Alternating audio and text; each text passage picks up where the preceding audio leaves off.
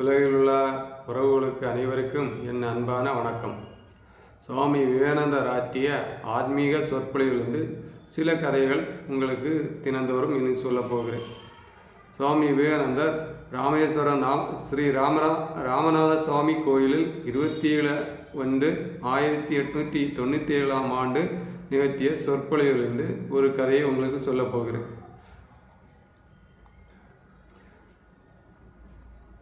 எது உண்மையான வழிபாடு? இதை பற்றி சுவாமி விவேகானந்தர் என்ன சொல்கிறார் பாருங்கள்.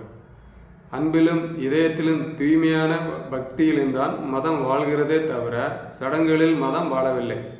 ஒருவன் உடலும் மனமும் தூய்மையாக இல்லாமல் கோயிலுக்கு செல்வது சிவபெருமானை வழிபடுவதும் பயனற்றவை. உடலும் மனமும் தூய்மையாக இருப்பவர்களின் பிரார்த்தனைகளை சிவபெருமான் நிறைவேற்றுகிறார். ஆனால் தாங்களே தூய்மையற்றவர்களாக இருந்து கொண்டு பிறருக்கு மத போதனை செய்பவர்கள் இறுதியில் தோல்வியை அடைகிறார்கள். புற வழிபாடு என்பது அக வழிபாட்டின் அடையாளம் மட்டுமே ஆகும்.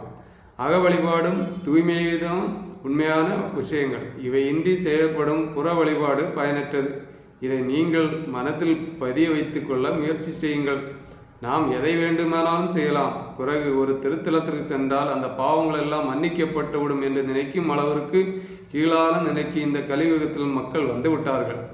தூய்மையற்ற உள்ளத்துடன் கோயிலுக்கு செல்லும் ஒருவன் ஏற்கனவே தன்னிடம் இருக்கும் தன் பாவங்களுடன் மேலும் ஒன்றை அதிகப்படுத்துகிறான். கோயிலுக்கு புறப்பட்ட போது இருந்ததை விட இன்னும் மோசமானவனாக அவன் வீடு திரும்புகிறான். திருத்தலங்கள் புனிதமான பொருட்களாலும் மகான்களாலும் நிரம்பி இருப்பவை. மகான்கள் வாழுகின்ற இடங்களில் கோயில் எதுவும் இல்லை என்றாலும் அந்த இடங்கள் திருத்தலங்கள் தான். 100 கோயில்கள் இருந்தாலும் அங்கே புனிதமற்றவர்கள் இருப்பவர்களானால் அங்கு தெய்வீகம் மறைந்துவிடும். திருத்தலங்களில் வாழ்வது மிகவும் கடினமான செயலாகும். காரணம், சாதாரண இடங்களில் செய்யும் பாவங்களை சுலபமாக நீக்கிக் கொள்ள முடியும். ஆனால் திருத்தலங்களில் செய்யும் பாவத்தை நீக்கவே முடியாது. மனத்தை தூய்மையாக வைத்திருப்பதும் பிறருக்கு நன்மை செய்வதும் தான் எல்லா வழிபாடுகளும் சாரமாகும். ஏழை எளியவர்களிடம் பலவீனர்களிடமும் நோயாளிகளிடமும் சிவபெருமானை காண்பவன் தான் உண்மையில் சிவபெருமானை வழிபடுகிறான். விக்கிரகத்தில் மட்டும் சிவபெருமானை காண்பவனின் வழிபாடு ஆரம்ப நிலையில்தான் இருக்கிறது. ஒரே ஒரு ஏழையாகிலும் அவனது ஜாதி இனம் மதம் போன்ற எதையும் பாராமல் அவனிடம் சிவபெருமானை கண்டு அவனுக்கு உதவிகள் செய்து தொண்டாற்றுபவனிடையே சிவபெருமான் மிகவும் மகிழ்ச்சி கொள்கிறார்.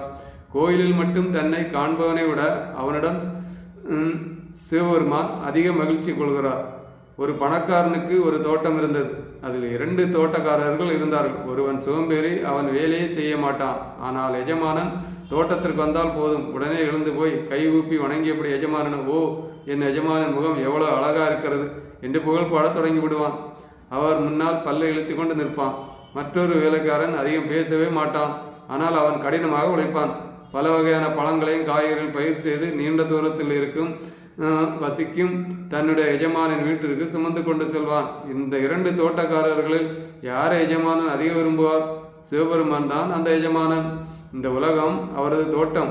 இங்கே 2 வகையான தோட்டக்காரர்கள் இருக்கிறார்கள். ஒரு வகையினர் சோம்பேறிகள், ஏமாற்றுக்காரர்கள்.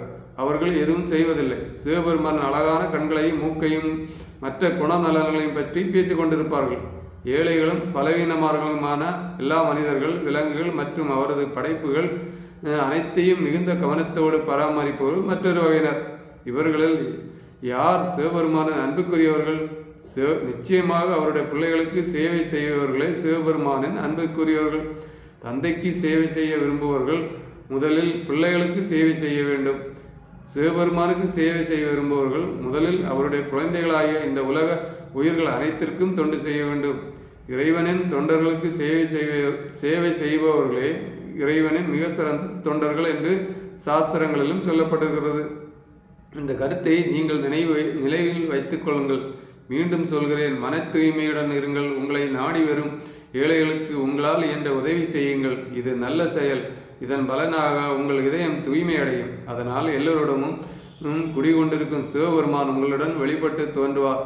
அவர் எல்லோருடைய இதயத்திலும் எப்போதும் இருக்கிறார். அழுக்கும் தூசியும் படிந்த கண்ணாடியில் நாம் உருவத்தை பார்க்க முடியாது போல அஞ்ஞானமும் தீய குணங்களும் நம் இதயத்து என்ற கண்ணாடியில் படிந்திருக்கும் தூசியும் அழுக்குமாகும். நமது நன்மையை மட்டுமே நினைக்கும் சுயநலம் பாவங்கள் எல்லாவற்றிலும் முதல் பாவமாகும். நானே முதலில் சாப்பிடுவேன். மற்றவர்களை விட எனக்கு அதிகமாக பணம் வேண்டும். எல்லாம் எனக்கே வேண்டும். மற்றவர்களுக்கு முன்னால் நான் சொர்க்கம் போக வேண்டும். எல்லோருக்கும் முன்னால் நான் முக்தி பெற வேண்டும் என்றெல்லாம் நினைப்பவன் சுயநலவாதி. சுயநலம் இல்லாதவனோ நான் கடைசியில் இருக்கிறேன், சொர்க்கம் செல்வதை பற்றி எனக்கு கவலை இல்லை. நான் நரகத்திற்கு செல்வதால் என் சகோதரர்களுக்கு உதவ முடியுமானால் நான் நரகத்திற்கு செல்லவும் தயாராக இருக்கிறேன் என்று சொல்கிறான். இத்தகைய சுயநலமற்ற தன்மைதான் ஆத்மீகம். சுயநலம் இல்லாதவனே மேலான ஆத்மீகவாதி. அவனே சிவபெருமானுக்கு அருகில் இருக்கிறான். அவன் படித்தவனாக இருந்தாலும் சரி, படிக்காதவனாக இருந்தாலும் சரி, அவன் அறிந்தாலும் சரி, அறியவில்லை என்றாலும் சரி, அவனே மற்ற எல்லோரையும் விட சிவபெருமானுக்கு அருகில் இருக்கிறான். சுயநலம் கொண்டவன் எல்லா கோயில்களும் சென்று வழிபட்டிருந்தாலும், புண்ணியத்தலங்கள் அனைத்தும் தரிசித்திருந்தாலும், சிறுத்தையை போல் தன் உடல் முழுவதும் மத சின்னங்களை அணிந்திருந்தாலும் அவன் சிவபெருமானிடத்திலிருந்து விலகியே இருக்கிறான். இதுவே சுவாமி விவேகானந்தர் சொன்ன ஆன்மீக சொற்பொழிவு. எல்லோரும் படித்து கேட்டு பயன்பெறுங்கள். நன்றி, வணக்கம்.